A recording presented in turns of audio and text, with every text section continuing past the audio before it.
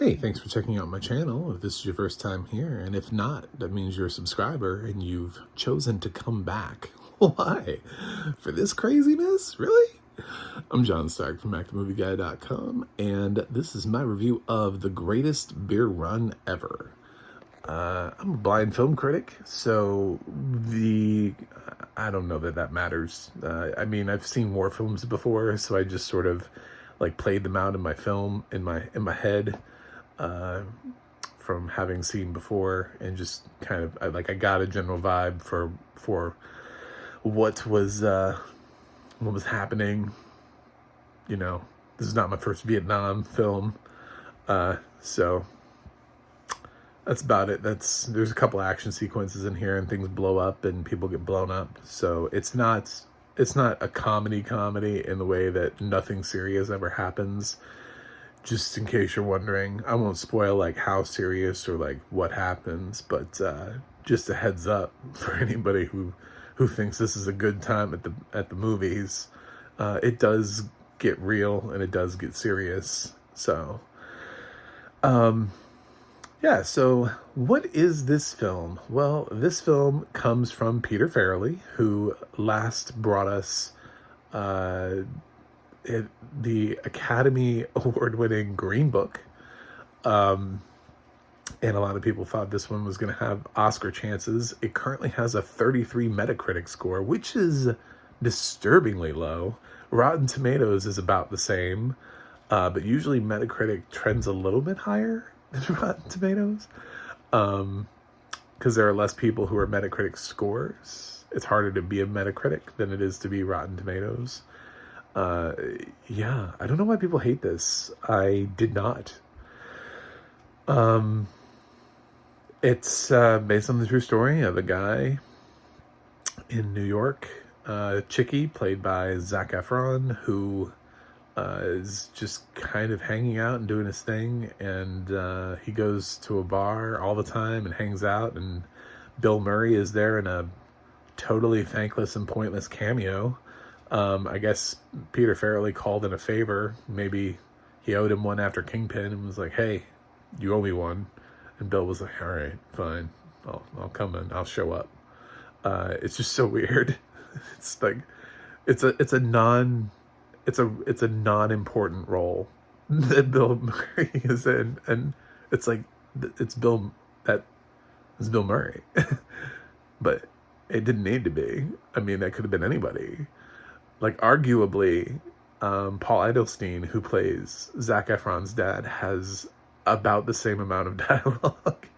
Bill Murray could have just played Zac Efron's dad and had the same amount of dialogue. It's really just not a big role. But he plays, like, the owner of this bar. Everybody has thoughts in the war, and Chicky has a lot of friends that are over there, so he's very anti-war. Like, he doesn't like the people who are protesting the war because he thinks it's anti-American. He doesn't really get that he doesn't get it. He doesn't get what they're trying to do. He thinks the best way of showing his troop support is he should bring him a beer. And he makes it kind of as an offhanded comment at first, but then, like, everybody thinks he's really doing it, that he's really going to make the beer run, and suddenly there's all this pressure for him to actually do it. And then somebody makes a comment to him about how he never follows through with anything, which pushes him even further into following through with it. So then he follows through, finds his way to Vietnam, and starts handing out PBR to soldiers, friends, everything. And along the way he meets a reporter played by Russell Crowe, who's also barely in this film, but he's in this film more than Bill Murray, and has an impactful moment where he's trying to teach Zac Efron and get him to understand why they're showing the images back home. It is to support the troops. It's to let people know how horrifying it is over here. And it takes Zac Efron like the entirety of the movie to understand why there would be an anti-war movement, you know? Even his friends, like as he's bouncing around from his friends, they all think he's crazy for being there. They don't understand. They, you know, I mean, they like the beer, but yeah, he bounces around from his friend to friend. It's based on a true story, so I don't know how much of it is true. I don't want to spoil too much. This is not one of those things where like everybody lives, so I'm trying to stay away from that and be like, oh well, he encounters this. But yeah, that's basically the greatest beer run ever. And I didn't hate it, and I think the 33%, what you gotta remember is that basically this is like a thumbs up, thumbs down world. And I don't think people are giving it like a hard thumbs down, like it's a terrible film. I think what's happening is a lot of people are saying that it's on the other side of the coin, but it's not. Like, I can't think of, if people think this is the worst thing they've seen this year, I've got a list of films they need to watch because it's not remotely close to that for me. For the most part, I enjoyed this film all the way through and what it was trying to do. Again, uh, this is a really good performance from Zac Efron, who is slowly trying to build up his let's please take me seriously set of roles. Sort of like Channing Tatum is trying to get there. So that maybe one day down the line, they'll be lucky enough to hear their name called at the Oscar nomination ceremony. I don't see any way this film gets any Oscar nominations based on its critical reception. But Efron would not have been a terrible name to throw around in the conversation. It is one of his better performances, and he does carry the entire film. He's in almost every single frame, and his chickie is charismatic. His chickie has a lot of different emotions he has to go through, and Efron handles it rather well. I'm sure there are stronger performances this year. He's already would not be my top choice, and that's just from what I've seen. So like, if I handed out a Best Actor trophy right now, I wouldn't give it to Zac Efron. He might make like a top 10 list of Best Actor performances, but no, he wouldn't. So, but I do recognize that for Zac Efron, this is a really good performance. But for like Russell Crowe and Bill Murray, it's just like, cool. Thanks, guys. Thanks for showing up. Thanks for making this film slightly better than it would have been without you. The rest of the cast, I don't know who they are. I mean, I know who Paul Adelstein is because he's done TV, but I didn't catch a lot of the other names. I don't know where they came from. So, just a bunch of soldiers as he's bouncing around, and it has emotional weight to it. They make sure it has emotional weight. It's not just a comedy. It does a lot of things. It has a lot of thoughts. It runs over 2 hours, and this is one of my biggest problems with the critics is I didn't feel the runtime at all. Like, I was never like, oh my god, this film is so long. Is it almost over? Like, I felt that with films shorter than this year. So that's a huge indicator to me of, did I like the film? I was engaged for over 2 hours, like nonstop. I was never like, oh, let me play around on my phone, to buy some time. Beat for beat, I enjoyed him Forrest Gumping his way through the Vietnam War. The only thing that I didn't like was, and maybe they were worried about it being too long, maybe they did shoot some scenes, is he has to get to Vietnam, right? So there's a backstory about how he used to be enlisted. He has a background. He's also a sailor, so he can pick up jobs where he gets on boats. So he finds a boat that's leaving, is headed to Vietnam, and he hops on and he gets a job on the boat. And then immediately we're in Vietnam. Like, I'm not kidding. there are no scenes that happen on the boat at all. He just is in Vietnam.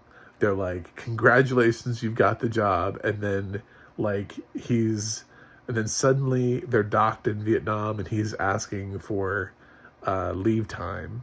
And he makes up a story about how he needs to go find his brother to tell him that his dad died or something like that. Just some random story so he can get 3 days to go. He thinks he can run around Vietnam in 3 days. Yeah, it's all this unrealistic. He has just this unrealistic expectation of what's happening in Vietnam, but it's kind of, that's the point, is he has this whole different vision of what Vietnam is, what he thinks it is, what he thinks his friends are doing over there. He thinks he could just pop around Vietnam super easy. He's just like, yeah, I'm American. They like us over there, right? We'll be fine. We're there to save them. We're protecting them from communism. I mean, he's got this whole just sort of like laissez-faire attitude. Everybody just kind of looks at him like he's an idiot. And, I mean, he's there to hand out beer. So the film does treat him that way. It doesn't treat him like he's like a genius. But, I mean, his heart's in the right place. He's there to support his friends. And some of the families back home gave him some stuff to give to some of the people he's supposed to run into over there. So he's handing out like socks and rosaries and stuff. So it has its emotional connection and its emotional weight, but damn, I mean, it skipped the entire journey. We couldn't get one boat scene to see what he was doing on the boat. I mean, they had to book a boat for him to stand on, I'm assuming. I mean, I'm blind, so I was going based off of audio description, but I'm guessing they booked a boat. They couldn't have shot a scene on a boat just to show that he can work on a boat. Was Zac Efron so bad at doing that they were like, we got to cut that scene. He doesn't look like he actually knows how to work on a boat. It was very weird. It was just like, they're like, oh, it's going to be so hard for you to get to Vietnam. Oh, and he's in Vietnam. Like, and it's a 2-month journey, by the way. They skipped 2 months ahead. So, that's my biggest problem. If Peter Farrelly wants to know why some people... I liked this film, and I still can't get past that. I still can't get past how he just decided to take a thing that they had built up as being like, it's going to be really hard for you to get there. And, oh, I'm here.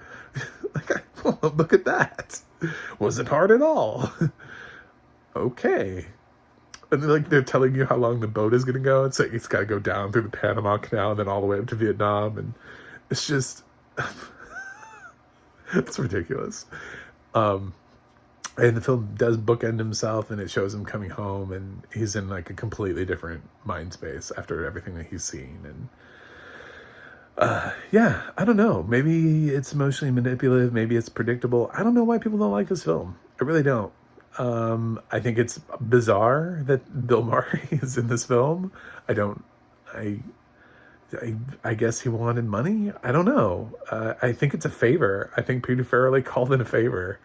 And just needed to boost his cast beyond Zac Efron and Russell Crowe and get one more name in the film. But if you're watching this film for Bill Murray, don't. He's got like 5 lines of dialogue. Maybe. Anyway. So that's it. I enjoyed this. Sorry. I don't care what other critics do. If I like a film they hate, fine. If I hate a film they like, fine. I feel zero pressure. But I did think that shortening the journey impacted the severity of the need, of his like struggle to get there. Like when you take the struggle out and he just suddenly is in Vietnam, I was just a little like, all right, we could have gotten at least one boat scene. Like, you can't talk about how hard it is to get to Vietnam and then be like, oh, I'm in Vietnam. So, anyway, yeah. So I'm going to go ahead and give The Greatest Beer Run Ever a B+. It does have audio description from Laura Post, which was nice. It's funny because I just heard her on Hocus Pocus too. And she talks in that film. She has like her family-friendly kid voice, And in this film, she uses her like serious war voice. And I didn't even pick up that it was the same person. I was like, is this Tansy Alexander? Doesn't quite sound like her. Like, I was trying to place the voice, and then at the end of the film, it's like Laura Post. And I was like, oh. Because I just heard her on the other thing doing the, I'm talking to children. Like, I'm so used to hearing her on Disney films that when she did a serious film, I was like, which one is this? I feel like I've heard this voice before. Anyway, thanks for watching this video. I'm trying to get to 100 by the end of the year, so if you could subscribe, that would be great. If you want more of my reviews, you can go to macthemovieguy.com. You can go to the audio description project, adp.acb.org, to see more films, just in case you don't have an Apple Plus subscription to be able to watch this. And you can go to theadna.org, and it'll let you know what has, who's narrating what, and all the massive amount of films that Laura Post has narrated. She must be living in it. I don't know how much people earn, but yeah, she's narrated like a definite percentage of all films have been narrated by Laura Post, like a noticeable percentage, I think. Anyway, that's it from me. I gotta go review something else, and I'll see you guys on the other side.